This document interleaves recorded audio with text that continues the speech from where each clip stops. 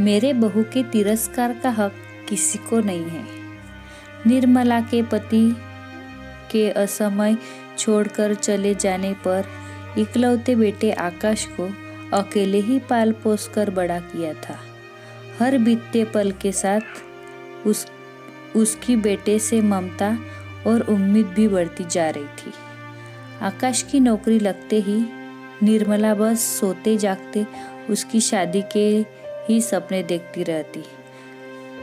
दूर के एक रिश्तेदार की बेटी को मन ही मन बहू के रूप में स्वीकार लिया था। बस आकाश से बात करने ही वाली थी। एक दिन आकाश ने अपना निर्णय सुनाते हुए निशा से मिलाया। निर्मला के सारे सपने एक ही पल में चकनाचूर हो गए। बेटे की खुशी के लिए स्वीकृति तो दे दी थी, लेकिन चाह कर भी निशा को अपने हृदय में जगह नहीं दे पा रही थी।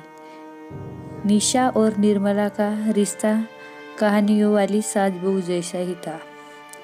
निर्मला जरा सी बात पर निशा को टोकती, ताने देती और वही निशा भी निर्मला को पलटकर जवाब देने से नहीं चूकती थी।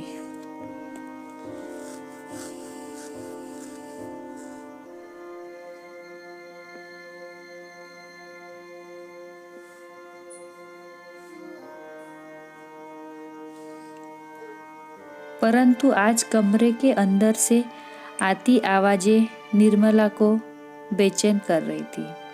ठीक से सुन नहीं पा रही थी, लेकिन इतना समझ रही थी कि बेटे और बहू की लड़ाई हो रही है। उन दोनों के बीच पिछले कुछ दिनों से लगातार तनाव चल रहा था। ऐसा क्या हुआ है कि दोनों पिछले कई घंटे से कमरे में लड़ रहे हैं? विचारों से जूझती निर्मला ने सोचा कि खुद ही जाकर पता करती हूँ। तभी कमरे का दरवाजा खुला और निशा हाथ में सूटकेस लिए बाहर आई। निर्मला उसे देख हैरान रह गई। आंखें रो रो कर मोटी हो गई थी और चेहरा गुस्से में तमतमा रहा था। यह सब क्या है निशा? कहते हुए निर्मला ने आगे बढ़ उसका हाथ पकड़ लिया। मम्मी जी, यह आप मुझसे नहीं, अपने बेटे से पूछिए, सुबकते हुए निशा ने जवाब दिया। निर्मला ने निशा के पीछे खड़े आकाश को क्रोध भरी नजरों से देखा तो वो सपकता गया। चुपचाप यहाँ बैठ जाओ दोनों, निर्मला ने सख्ती से आदेश दिए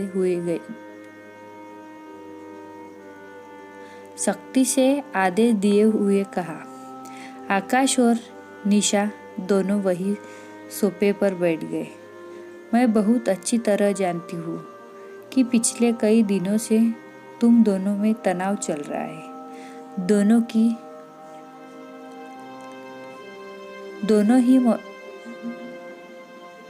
दोनों ही मैच्योर हो, समझदार हो, इसलिए मुझे लगा कि अपनी समस्या को खुद ही सुलझा लोगे, लेकिन तुम तो दोनों ही बेवकूफ़ हो।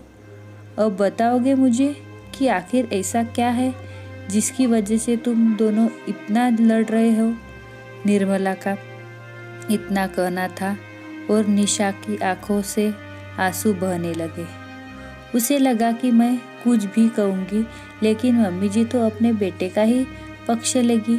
आखिर माँ जो है आकाश जी की, इसलिए उसने चुप रहना ही बेहतर समझा। आकाश ने तिलमिलाते हुए कहा, माँ, अब मैं और बर्दाश्त नहीं कर सकता। मैं निशा के साथ नहीं रह सकता।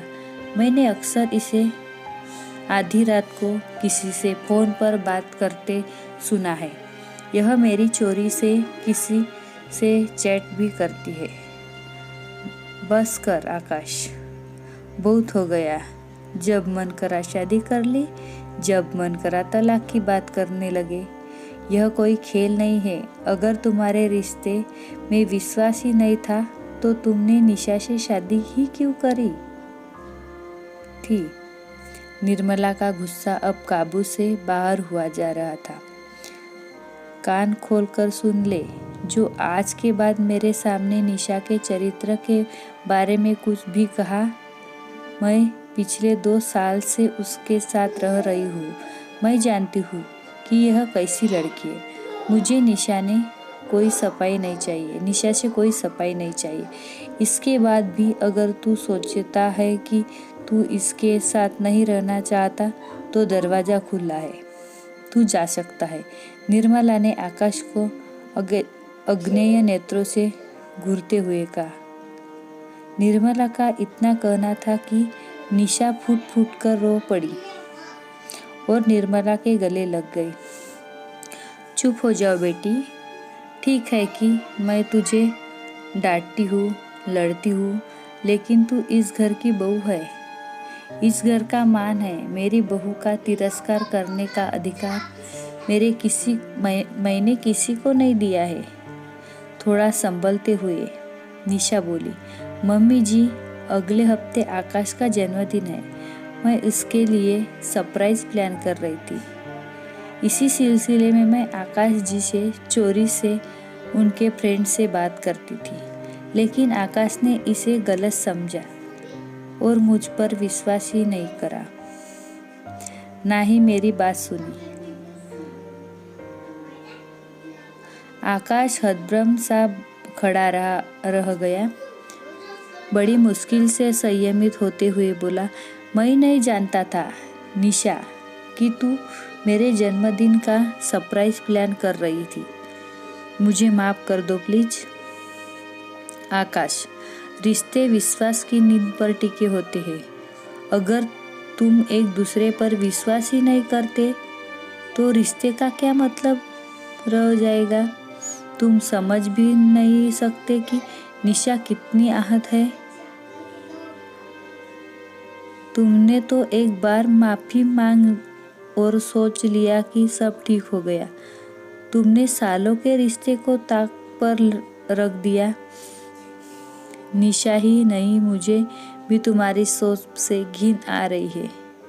ये पहली और आखिरी बार है जो तुमने बिना सोचे समझे निशा को कटघरे में खड़ा कर दिया है। अगर आज के बाद ऐसा हुआ तो मेरे घर में तुम्हारे लिए कोई जगह नहीं होगी। कहते हुए निर्मला ने निशा को गले लगा लिया और निशा भी सांस से लिपट गई। पति पत्नी के रिश्ते में अक्सर गलतफहमी हो जाती है और उसको लेकर लड़ना आम बात है। ऐसे में परिवार के बड़ों की समझदारी से बात बढ़ने से रोकी जा सकती है। सास बहू के रिश्ते को लेकर सबके अपने अलग अलग अनुभव होते हैं। अक्सर सुना जाता है कि जैसी सास कहानियों में होती है वैसी वास्तविक में नहीं होती। आपको हमारी यह कहानी कैसे लगी, हमें कमेंट कर जरूर बताएं। अगर आपको कहानी पसंद आई हो तो वीडियो को लाइक करें, चैनल को सब्सक्राइब करें। Thank you.